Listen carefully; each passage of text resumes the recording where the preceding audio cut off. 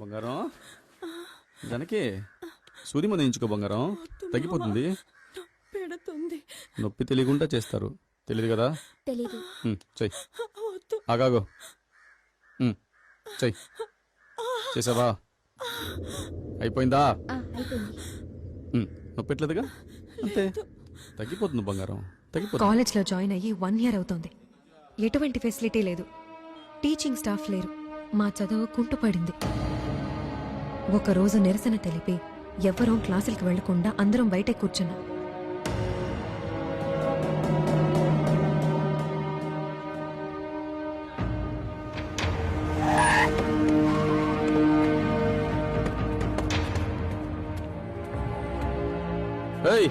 అందరు లేచి క్లాసులకు పోండి, క్లాసులకి పోండి. వెళ్ళండి. మీరెవరు? వెళ్ళి చైర్మన్ రమ్మనండి. చైర్మన్ రావాలా? షూట్ చేసేస్తాను. లేచి వెళ్ళిపోండి. పోండి పోండి పోండి. పోరా.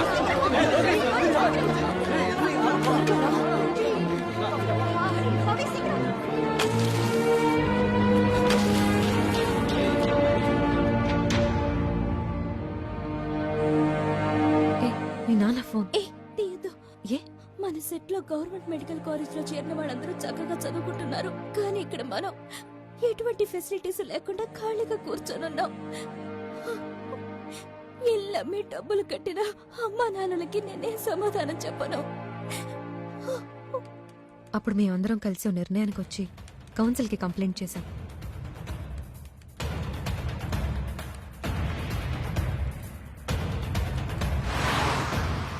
ఢిల్లీ నుంచి ఇన్స్పెక్షన్కి వచ్చారు. అదెలాగో చైర్మన్కి తెలిసిపోయింది. తన ఇంజనీరింగ్ కాలేజ్ స్టూడెంట్స్ని తీసుకొచ్చి అవుట్ పేషెంట్స్ వార్డులో పడుకోబెట్టాడు.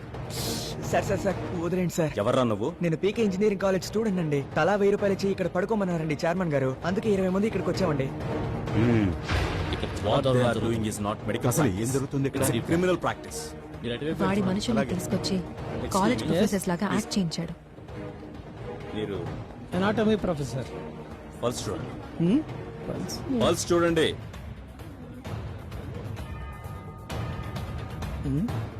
చచ్చిపోయండి. అయ్యో, ఏమంటున్నారు మీరు? అమ్మయ్యా, స్టెథోస్కోప్ ఆన్ చేయడమే తెలియలేదు. నువ్వు ఎనాటమీ ప్రొఫెసర్వా? ఎవరు నువ్వు? నేను పీకే గారి ఇంజనీరింగ్ కాలేజ్ లో ప్రొఫెసర్ని. ఒకరోజు డాక్టర్ గారు నటించమని పిలిచారండి. ఎంత ఇచ్చారేంటి? 5000 ఇచ్చారు సార్. అంతా కనిపెట్టేశారు. ఒక రోజుకి 300 మంది అవుట్ పేషెంట్స్ అయినా రావాలి, కానీ ఇక్కడ ముగ్గురు కూడా లేరు. రిక్వైర్డ్ ప్రొఫెసర్స్ లేరు, ల్యాబ్ ఫెసిలిటీస్ లేవు, కానీ అన్నీ ఉన్నాయని స్టూడెంట్స్ దగ్గర డబ్బులు తీసుకుని మోసం చేస్తున్నారు. అది కాదండి, అన్నీ సరి చేసేద్దాం. మీరే కొంచెం చూస్ చేయండి. ఏంటి లంచమా? ఆల్రెడీ అడ్డమైన వాళ్ళకి ఇచ్చే ఈ సీటుకు వచ్చారు, ఇప్పుడు మాకు కూడానా? ఏంటి బెదిరిస్తున్నారా? మీ అప్రూవల్ క్యాన్సిల్ చేస్తున్నాం. రేయ్, కూర్చో. ఏంటి? కూర్చోరా. 200 కోట్లు ఖర్చు పెట్టి కట్టిన కాలేజ్ని ఎలా కాపాడుకోవాలా అని ఆలోచించాడు. సెమిస్టర్ ప్రిపరేషన్ చాలా కష్టంగా ఉంది. అవునే, ఎలా కవర్ చేస్తారో తెలియడం లేదు. అసలు క్లాసులు జరిగితేనే కదా.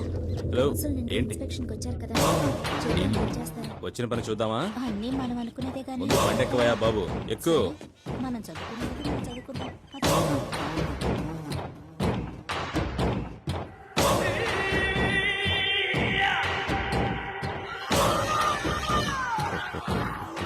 అప్పుడే వాడిలో ఉన్న మృగం క్రూరంగా ఆలోచించింది.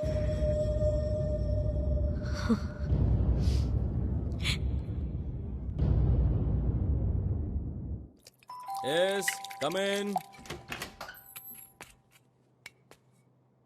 Hey, you. ఓయ్, నువ్వు ఎక్కడికి ఎందుకు వచ్చావు? ఒంటరిగా చూసి డబ్బిస్తే తీసుకుంటాం అనుకుంటున్నావా? డబ్బు, ఇన్ఫ్లుయెన్స్ ఎంత ఉన్నా దొరకనే ఒక బహుమతిని మేము మీకు ఇస్తాం. మాకు అనుకూలంగా పనిచేయండి. ఏయ్, 1 minute. ఏంటది? ఇందులో 60 అమ్మాయిల ఫోటోలు ఉన్నాయి. వీళ్ళలో మీకు ఎవరు కావాలన్నా 1/2 గంటలో ఇక్కడ ఉంటారు. అంత 18-19 లోపు వాళ్ళే. అందరూ ఫ్యామిలీ గర్ల్సే, ఫ్రెష్. కూర్చోండి.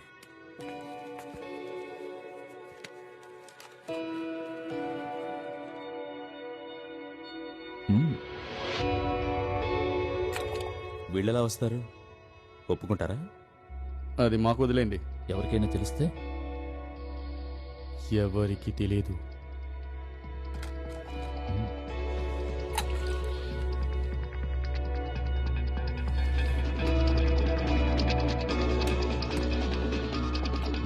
ఓకే.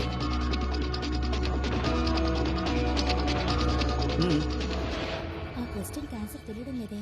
ఇదిగో ముందు చెప్తాను. 11 అవుతోంది. కారిడార్లో నుంచి ఏంటా మాటలు? వెళ్ళి పడుకోండి. మనకి చెప్పి అది మాత్రం దియ్యేలా తిరుగుతుంది.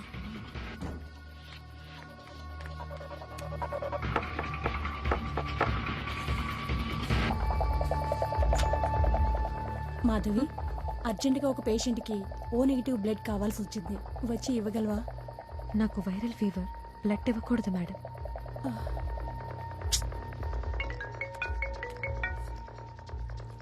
హలో, అమ్మాయి లేదు. ఏం చేద్దాం ఇప్పుడు? ఇంకెవరినైనా సెలెక్ట్ చేయండి.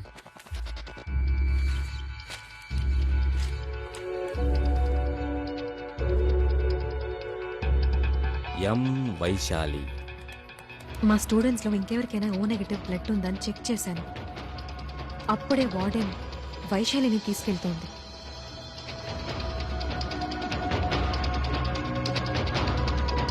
వైశాలి బ్లడ్ గ్రూప్ ఏంటో చెక్ చేశాను. తంది బి పాజిటివ్. నాకు డౌట్ వచ్చింది. వెంటనే వెళ్ళి గమనించాను.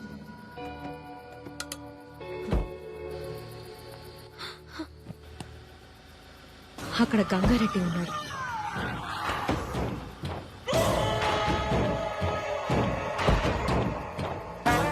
నాకేం చేయాలో ఏం తోచలేదు. వెంటనే వైశాలికి ఫోన్ చేశాను. స్విచ్ ఆఫ్ అని వచ్చింది. తెల్లారుజామునే నాకు ఫోన్ వచ్చింది. హలో,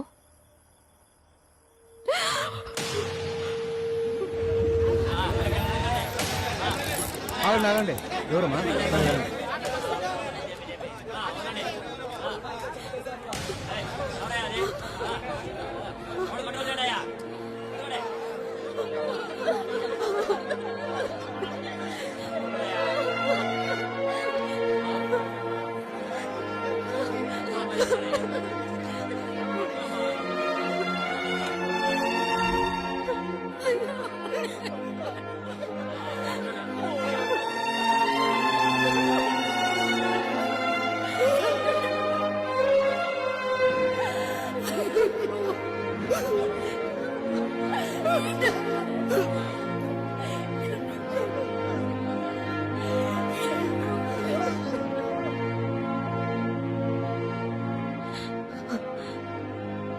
పోస్ట్ మార్టం రిపోర్ట్లో అంతా మార్చేశారు.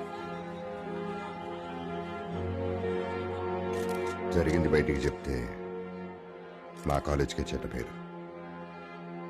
కానీ నిజం అందరికీ తెలియాలి. ఇలాంటి హాస్టల్లో ఉండే మధ్యతరగతి ఆడపిల్లలు smart phones, tabs, rich dress, jewels లాంటి ఆడంబర జీవితానికి ఆశపడి డబ్బున్న వాళ్లతో సంబంధం పెట్టుకుంటున్నారు. ఏంటి అలా అంటున్నాడు? ఈ అమ్మాయి తరచూ రాత్రులు బయటికి వెళ్ళేదంట. లేట్ నైటే తిరిగి వచ్చేదని విన్నాను. వార్డెన్ కూడా పిలిచి ఖండించారు. అవునండి, ఆ వైశాలి అసలు నా మాట వింటే కదా. ఈ అమ్మాయి మొత్తం మందులు కూడా తీసుకునేదంట. ఆ రోజు రాత్రి డ్రింక్ తాగిందని పోస్ట్ మార్టం రిపోర్ట్ కూడా చెప్తుంది. No! తను అలాంటి అమ్మాయి కాదు. నా ఫ్రెండ్ అలాంటి అమ్మాయి కాదు. చాలా మంచిది. ఆయన అబద్ధం చెప్తున్నారు. చూసారా, కూడా ఉన్న ఫ్రెండ్ కూడా నమ్మలేకపోతుంది. పాపం. సారీ.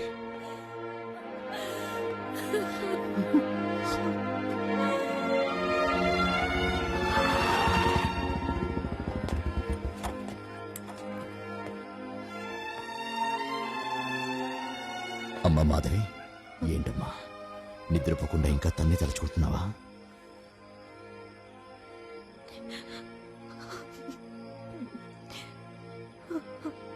చదువు కోసం మన ఊరిని నమ్ముకుని వచ్చింది. చాలా మంచి అమ్మాయి నాన్న. వాళ్ళమ్మ నాన్న కంప్లీట్ ఇవ్వడానికి వెళ్తే స్టేషన్లో బెదిరించి పొమ్మన్నారు. తిరిగి కేరళకి వెళ్ళిపోయారు.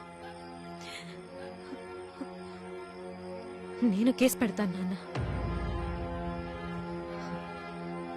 నువ్వు పోలీసువేగా నాన్న, నన్ను సపోర్ట్ చేస్తావా? చెప్పు, నన్ను సపోర్ట్ చేస్తావా? నేనున్నాను తల్లి, నువ్వేం దిగులు పడకు. మా నాన్న ఇన్స్పెక్టర్ కనుక పీకేని ఎదిరించి యాజమాన్యం చేసింది హత్య అని ఎఫ్ఐఆర్ ఫైల్ చేశాం. నేను చెప్తున్నాను, మార్చి రాయ్.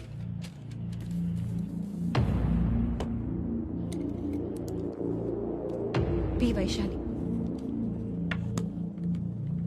ఊర్లో ఎంతో గౌరవంతో సమాజానికి సేవ చేసిన కుటుంబానికి చెందిన విద్యార్థిని బాగా చదువుకొని మంచి మార్కులు తెచ్చుకొని కాలేజీని ఎదిరించి కోర్టులో కేసు వేసిందంటే అది ఆలోచించాల్సిన విషయం. కనుక నెక్స్ట్ హియరింగ్ లోపు యాజమాన్యమే వైశాలి అనే విద్యార్థిని మరణానికి కారణమని మోపిన నేరాన్ని పూర్తి సాక్ష్యాధారాలతో వారు నిరూపించాలి. అదే సమయంలో కేసు పెట్టిన విద్యార్థిని చదువు బాధించబడకూడదు.